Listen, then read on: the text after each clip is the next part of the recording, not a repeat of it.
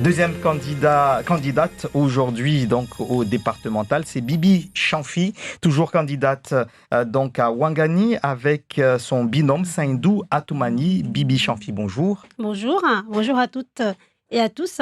Merci d'être avec nous. Et un grand bonjour également aux automobilistes qui nous écoutent ce matin. Pourquoi les automobilistes? Parce que le matin, on écoute tous la radio quand on est en voiture pour aller travailler. Vivement les embouteillages alors pour être la première, c'est ça. Pourquoi est-ce que vous êtes candidate, vous, à ces élections départementales? Qu'est-ce qui vous a poussé à vous présenter? Le conseil départemental, en fait, est le deuxième financeur des collectivités. Et donc, moi, tout naturellement, donc, étant élu municipal et élu communautaire, il était important donc, de créer vraiment ce lien entre la commune, les intercos et le conseil départemental.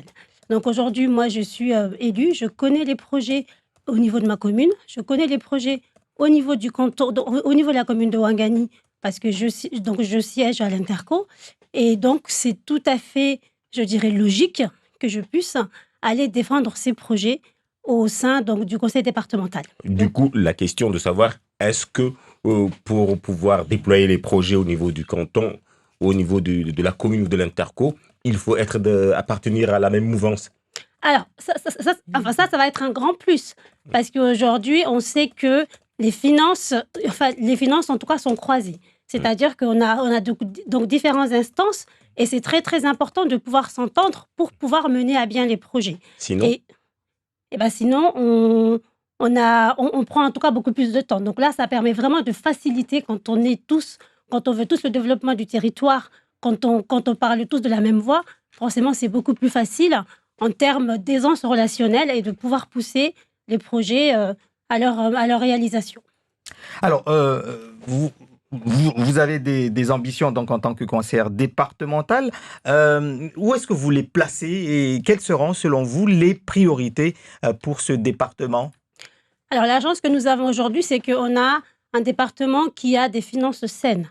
On sait que donc l'équipe actuelle a bien travaillé, donc ça, c'est vraiment un point important. Il faut vraiment qu'on le souligne, parce qu'aujourd'hui, on a quand même un excédent d'environ, je pense, 53... On peut dire aussi que c'est de l'argent qui aurait pu être utilisé quelque part et qu'il y a des projets qui n'ont pas été utilisés. Ça veut dire qu'aujourd'hui, justement, notre rôle, c'est d'utiliser cet argent.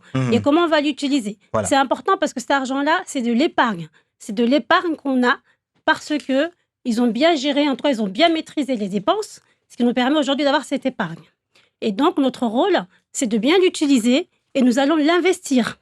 Sur quoi? Pour justement développer l'économie. Et donc, quand on va l'investir, on va forcément créer, en tout cas, donc, les infrastructures qui vont aller bien, en tout cas, pour pouvoir derrière créer de l'emploi. Parce que le fait d'investir, on crée des infrastructures. Investir dans quoi, par exemple? Voilà. Avec 53 millions d'euros. Alors, je veux parler, par exemple, d'un projet, moi, qui me tient vraiment à cœur. Et d'ailleurs, ça rentre également dans les compétences qu'on doit aller chercher au niveau, justement, région. Donc, la compétence pleine donc, du conseil départemental, c'est la construction des collèges et des lycées. Pour moi, c'est vraiment un point important. Il faut que le conseil départemental, aujourd'hui, reprenne cette compétence. Pourquoi? Parce qu'en fait, aujourd'hui, c'est l'État qui construit et qui fait, du coup, les rénovations des collèges et des lycées. Et comment il le fait? Par des préfabriqués, par des algécos qui viennent d'ailleurs, qui viennent chez nous, mais qui ne participent pas du tout à notre économie. Donc, on prend cette compétence et là, par la commande publique, on fait travailler nos entreprises. Et là, on crée de l'emploi chez nous, on crée les internats, on sécurise nos élèves qui ne seront plus dehors au devant donc, des établissements scolaires. Et là, on favorise également leur réussite au niveau éducatif. Donc ça, ce sont vraiment des points, des enjeux importants qu'il faut que le département reprenne aujourd'hui. Alors, vous avez parlé tout à l'heure de l'interco. On sait très bien qu'au niveau de l'interco, de votre interco, il y a une grande partie tourisme, etc. Est-ce que dans votre dossier, la partie touristique est importante? Ah oui, la partie touristique est d'autant plus importante. Et aujourd'hui, les enjeux également de Mayotte, c'est l'attractivité de notre territoire, mais c'est aussi donc les billets d'avion qui sont beaucoup trop chers. Et qu'est-ce que vous allez faire? Ce qu'on va faire, c'est que nous allons, en tout cas, accompagner donc, toutes les initiatives aujourd'hui qui vont permettre de baisser donc, les les prix des billets d'avion, notamment donc les compagnies au niveau local, il faut absolument qu'on soutienne. Parce qu'aujourd'hui, c'est à nous, donc en tout cas, c'est au département. Mahoraise. Bah, aujourd'hui, on a du coup effectivement enfin, des initiatives qui sont déjà lancées et nous, on suivra ces initiatives qui sont de très bonne volonté et on doit accompagner pour qu'on puisse justement jouer sur les billets d'avion. Également la piste longue, qui est aussi le point d'entrée pour pouvoir attirer plus de monde chez nous. Alors, durant cette dernière mandature, les sapeurs-pompiers de Mayotte, donc ceux qui sont dans le SDIS, avaient énormément de difficultés. Il y a eu plusieurs grèves sur leurs conditions de travail, mais aussi sur leur statut, sur le matériel qu'ils utilisent, etc. Certains réclament également des casernes sur d'autres territoires. Si vous êtes élu conseillère départementale, comment gérer ce dossier-là? Que direz-vous aux sapeurs-pompiers qui attendent pas mal de réponses à leurs attentes? Oui, effectivement, donc le SDIS, c'est vraiment la compétence aujourd'hui du conseil départemental.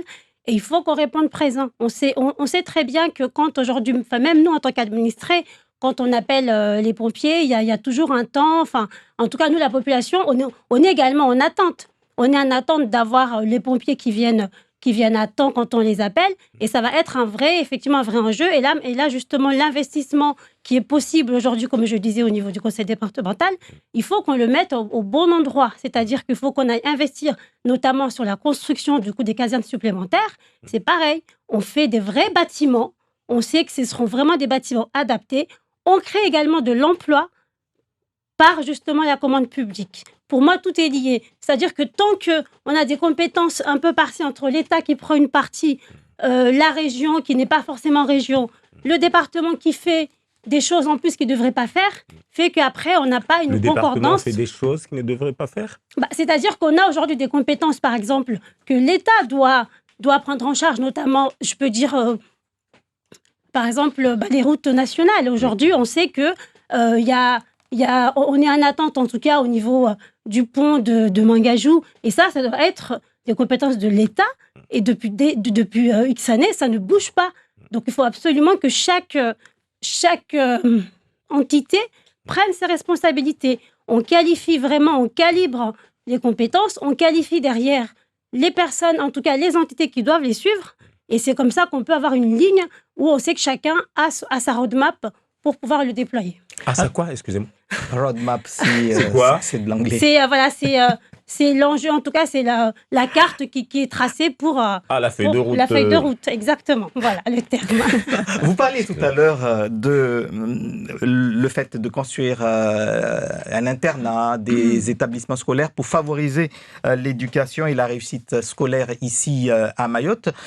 Il y a beaucoup plus d'attentes sur l'université pour éviter que les étudiants quittent Mayotte. Aujourd'hui, beaucoup d'étudiants, beaucoup de lycéens qui ont réussi le bac vont en métropole.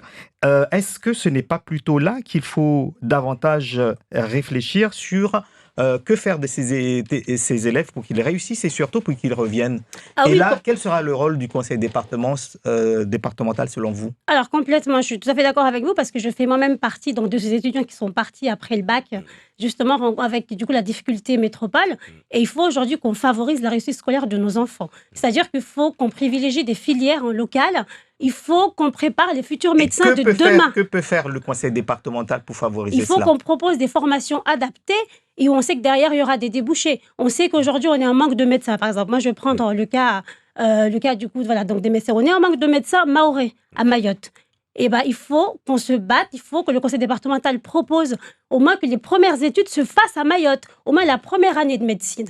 Et là, on sera sûr qu'on aura des médecins, demain, on aura des médecins mahorais. Parce qu'ils vont commencer par donc, la première année sur Mayotte, et après, ils vont suivre les autres années en métropole. Mais au moins, il faut qu'on développe les premières années d'études sur Mayotte pour pouvoir favoriser les filières à forte valeur ajoutée. Merci à vous, Bibi Chamfi, d'avoir été l'invitée de Zakuli. Je rappelle que vous êtes donc candidate aux élections départementales dans le canton de Ouangani avec votre binôme Saindou Atoumani. Merci à vous.